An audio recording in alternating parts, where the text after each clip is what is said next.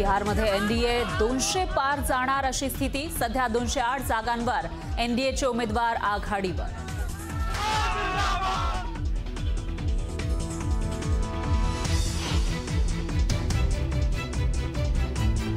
बिहारमध्ये भाजपच मोठा भाऊ, जेडीयू दुसरा मोठा पक्ष, तर बिहार तयार आहे, नितीश सरकार पुन्हा येतंय। बिहारच्या विजयानंतर जेडीयूचं ट्विट।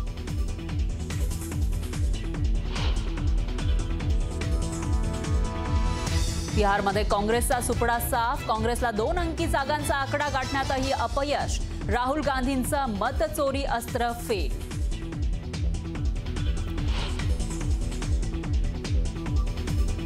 लालू प्रसाद यादव यांना मोठा धक्का, तेजस्वी यादव आणि तेज प्रताप यादव पिछाडीवर।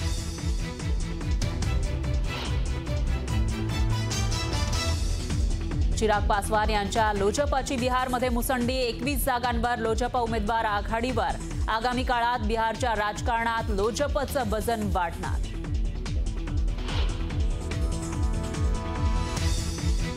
दिल्लीतील भाजप मुख्यालयामध्ये संध्याकाळी बिहार विजयाचा जल्लोष, पंतप्रधान मोदी करणार कार्यकर्त्यांना संबोधित।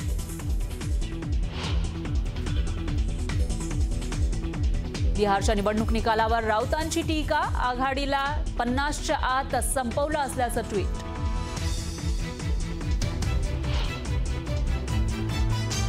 जागा वाटपामध्ये काँग्रेस मोठा वाटा मागतं, मात्र विजयाचं प्रमाण अतिशय कमी असतं। बिहार निवडणुकीच्या निकालावरून अंबादास दानवेंची काँग्रेसवर टीका, तर काँग्रेससही दानवेंना प्रत्युत्तर। आणि बिहारमधील घवघवीत यशानंतर भाजप आणि जेडीयूच्या कार्यकर्त्यांचा जल्लोष, फटाके फोडत मिठाई वाटप करत जंगी सेलिब्रेशन। वायदे किए, हर घर में नौकरी के लिए लगेगा 7 लाख करोड़, जीविका दीदी के लिए लगेगा 4 लाख करोड़, 11 लाख करोड़ का बजट ही नहीं, 3.5 लाख करोड़ का बजट है। बिहार का आदमी गरीब जरूर है लेकिन बुद्धिमान है, वो जानता है कि वास्तव क्या है, सच क्या है, और इसलिए झूठे नारों के पीछे न जाते हुए अब राहुल गांधी जी का वोट चोरी का ही है। आज के नतीजे अगर किसी को पता थे तो पक्का राहुल गांधी जी को पता थे, क्योंकि इसीलिए उन्होंने दिल्ली में प्रेस कॉन्फ्रेंस करके वोट चोरी का बहाना, हम क्यों हारे तो वोट चोरी के कारण हारे, ये बहाना कारण उन्होंने पहले बना के रखा था। वोट चोरी ये मुद्दा ही नहीं है। जो वोटर लिस्ट से कम हुए वो डबल थे, मृत थे, बांग्लादेशी थे, घुसपैठिए थे, इसके कट गए। और ये अगर कटे हैं तो बिहार का नागरिक खुश है कि यार डबल नहीं है। कहीं मुंबई में नौकरी कर रहा है, कोई सूरत में कर रहा है, कोई बंगलोर में कर रहा है, कोई पुणे में कर रहा है, तो उसका वोटर लिस्ट में नाम वहाँ है तो यहाँ नहीं रहेगा। अगर घुसपैठ है तो उसका नाम नहीं रहेगा। और ये भी राहुल गांधी जी का वोट चोरी का नारा भी पूरी तरह बिहार की जनता ने साइड कर दिया, ये कोई मुद्दा ही नहीं, ये भी उन्होंने बता दिया। और इसलिए बिहार की जनता ने जिस प्रकार बिहार के विकास की रफ्तार बढ़ाने के लिए वोटिंग किया है, तो आने वाले दिनों में बिहार के विकास की रफ्तार एनडीए सरकार बढ़ाएगी, इतना मैं आश्वस्त करता हूं। और सभी बिहार की जनता को बहुत बहुत धन्यवाद देता हूं। बहुत बहुत धन्यवाद। एक सवाल उठ रहा है कि एक सवाल उठ रहा है कि 14 तारीख के बाद क्या होगा, कौन होगा मुख्यमंत्री, क्योंकि विपक्ष पहले से कह रहा था कि नीतीश जी को मुख्यमंत्री नहीं बनाएंगे। कब तक हम माने कि सभी बातें समय पर होंगे। आज जनता ने जो आशीर्वाद दिया है उसके जीत में आप हमारे आनंद में आप सभी सम्मिलित हुए। आपके सभी सवालों का जवाब सही समय पे मिलेगा, डोंट वरी।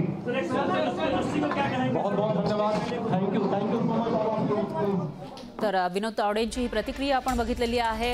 निवडणुकीच्या पूर्वी राहुल गांधींनी जे आरोप केलेले होते त्यांना माहिती होतं बिहारमध्ये अशा पद्धतीने निकाल लागणार आहे, म्हणूनच त्यांनी हे आरोप केले होते, असा पलटवार विनोद तावडेंनी केलेला आहे आणि बिहारच्या जनतेला धन्यवाद दिले। दरम्यान सध्याची स्थिती आपण या ठिकाणी बघू शकतोय। बिहारमध्ये 207 जागांवर एनडीए, ज्याच्यामध्ये जेडीयू आहे नितीश कुमार यांचा आणि भाजप त्याचबरोबर लोजप आहे, असे हे सर्व पक्ष मिळून 207 जागांवर आघाडी आतापर्यंत कायम आहे। तर दुसरीकडे महागठबंधनचे हे पक्ष ते फक्त 31 जागांवर अजूनही आघाडीवर असल्याचं आपल्याला पाहायला मिळतंय। त्यामुळे एक प्रकारे एनडीएची क्लीन स्वीप विक्ट्री या ठिकाणी पाहायला मिळते आणि मॅजिक फिगर 122 असली तरी सुद्धा त्याच्यापेक्षाही जास्त जागा एनडीएला मिळणार असं चित्र या ठिकाणी आपल्याला पाहायला मिळतंय। 4 वाजायला आलेले आहेत आणि आतापर्यंतची आकडेवारी सकाळपासूनच एनडीएचे मोठ्या संख्येने उमेदवार आघाडीवर होते आणि ती आघाडी अजूनही कायम आहे।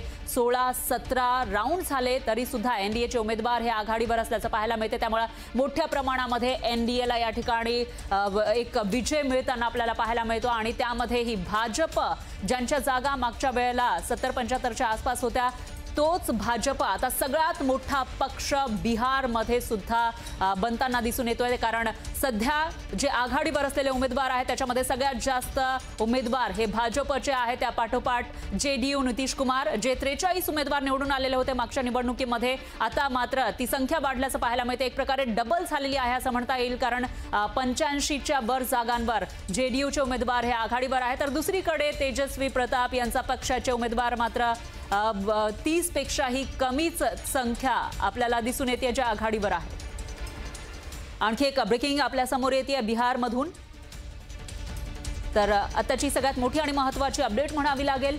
बिहारमध्ये भाजप सर्वात मोठा पक्ष बनताना दिसून येतोय। बिहारमध्ये ज्या पद्धतीने महाराष्ट्रामध्ये सगळ्यात मोठा पक्ष भाजप आहे, त्याच पद्धतीने बिहारमध्ये सुद्धा भाजप सगळ्यात मोठा पक्ष बनताना दिसतोय। बिहार विधानसभा निवडणुकीमध्ये आतापर्यंतच्या कलानुसार एनडीए 200च्या पार पोहोचलेला आहे। 207 ते 208, 200 कधी 210 तर कधी 211 जागांवर एनडीएचे उमेदवार आघाडीवर असतानाच त्याच्यामध्ये सगळ्यात मोठा आकडा आहे तो म्हणजे भाजपचा।